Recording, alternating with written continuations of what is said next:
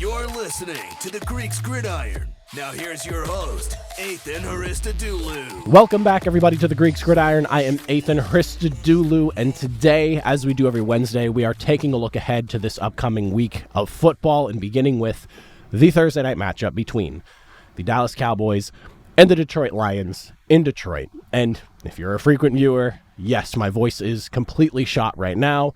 I've been battling through some wild illness the last few days. I don't typically get sick, but whenever I do, it's always something crazy. And this time around, whatever this is that I'm battling, tried to take my voice with it. So we're going to try and get through this here. Maybe a little bit of a shorter preview than usual, but as always, I invite you all to comment down below. Let me hear your thoughts, your opinions on the matchup, Cowboys and Lions. Who do you like in Detroit and why? And as a reminder, we're here for a good time. No betting advice, none of that. Strictly just talking for fun, for the love of the game. But as always, we dive in. Looking at this Cowboys and Lions matchup in Detroit. This is a big one for both of these teams, as both of them are kind of on the fringe, just on the outside looking in for the playoffs right now. I think the first thing you got to look at is this Cowboys defense that is kind of ascending right now ever since the bye week and ultimately trading for Quinnen Williams at the trade deadline just before. Prior to the bye week for the Dallas Cowboys, things were not good defensively, to be completely frank about it all.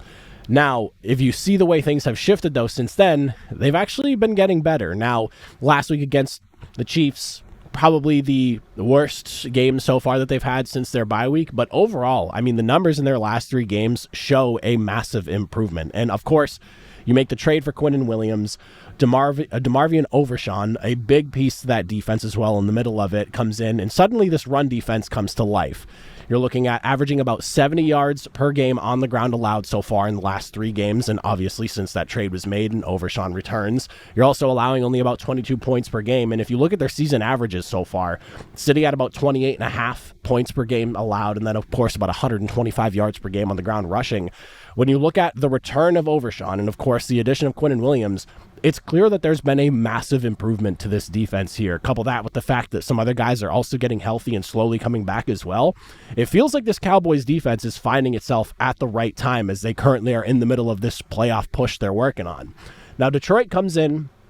They're in a bit of a bad way themselves, especially with the injury bug, and we'll talk about that in a moment. But when you look at this team, the Detroit Lions, that is, they've got to be able to run the football. It is their bread and butter, but it's also extremely necessary for them to find success on the ground. They are 0-4 in games this season where they have run for less than 100 yards on the ground, and they actually just lost their first game last week against the Packers in a game where they were able to rush for over 100 yards. They've got to be able to be effective on the ground to beat some of these better teams, and right now, the way this Dallas Cowboys defense is trending, this isn't as easy of a looking task as maybe as it did a few weeks ago, prior to the trade deadline, if you will.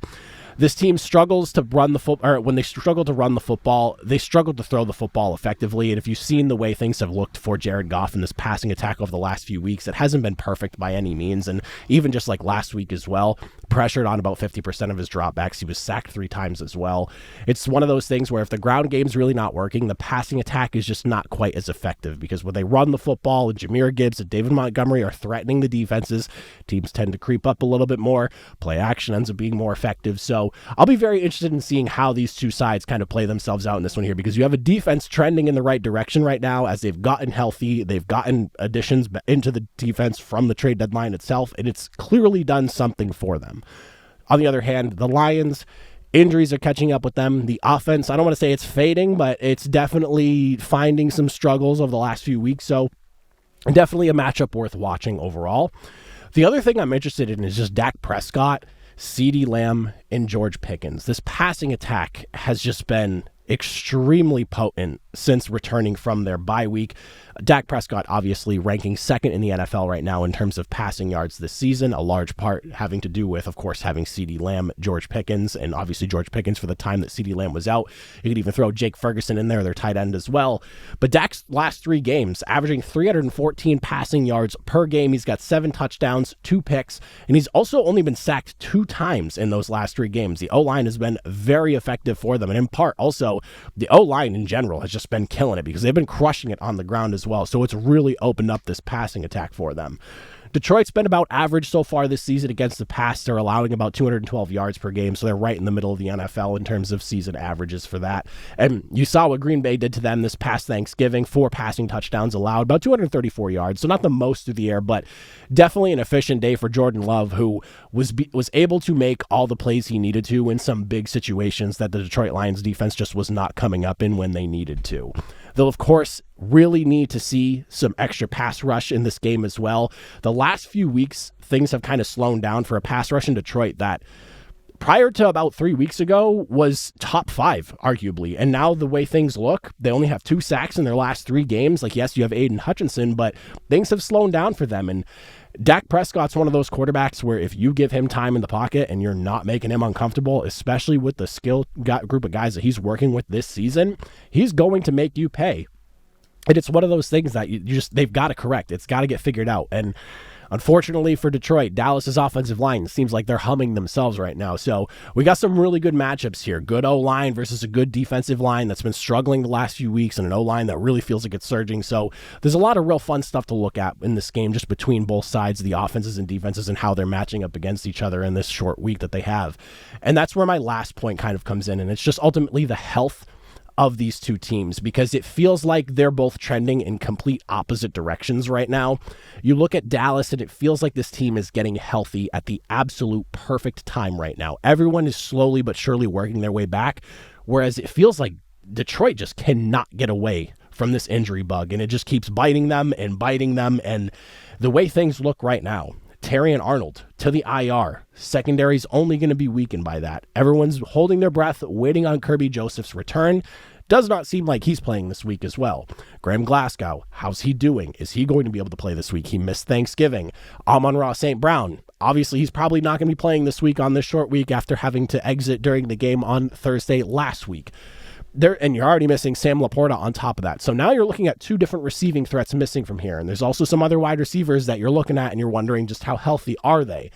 There is a lot of injuries going on in Detroit right now that feels like, despite how good this team is, at some point these injuries are going to start to add up and they're going to catch up to you. And health, I really do think, especially in the situation that they're in, is going to be a factor in this matchup here, especially when you have 2 teams that feel like they're on the total opposite side of those injury situations. That being said, as for who I think is going to come out victorious in this matchup here, you got 2 really good teams, 2 really good offenses when they're humming, and again, a defense that in the Dallas Cowboys is showing some serious improvement over the last few weeks, even though they did have a little bit of a tough game against the Chiefs last week, but ultimately the team still came away with a W.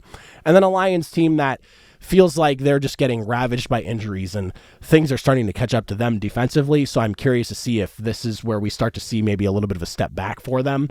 I think it's a high scoring affair. I think we get a lot of points on the board, and it's going to come down to one of those like who has the ball last type of situations potentially. But I think I'm going to go with the Dallas Cowboys here, and I think I have them winning about 33-27, high scoring affair, a lot of points, really fun, entertaining Thursday night football matchup between 2 offenses that, again, when they're rolling, can be potent, can put a lot of points on the board, and can lead to an exciting matchup. So I'll take the Cowboys here, upset on the road, but I do feel like we're just seeing a trend in 2 totally opposite directions, and it feels like the Cowboys are the one in the positive direction right now in my eyes. So I'll take those Cowboys for the upset win. But if you made it to the end, I greatly appreciate it. Again, apologies for my voice. I sound worse than I even realized when I first sat down to do this. So hopefully I'm good by Friday to make all the predictions for Sunday. Make sure you're subscribed so you don't miss out. And again, comment down below. Let me hear from you, your thoughts, your opinions on the matchup, who's going to come out victorious and why. But until Friday, I will see you all next time. Have a good one.